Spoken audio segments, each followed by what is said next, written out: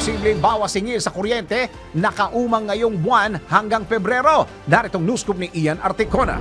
Posibleng magkaroon ng bawas singil sa kuryente ngayong Enero hanggang Pebrero.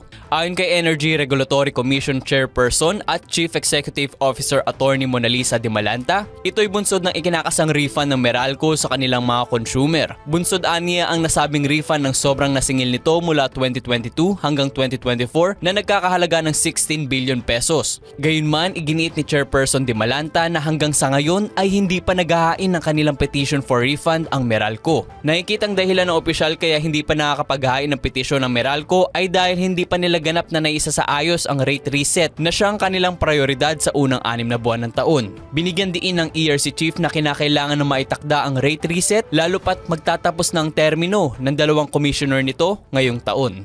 At yan ang news scoop. Ako si Ian Articona, nagbabalita ng tama, naglilingkod ng tama.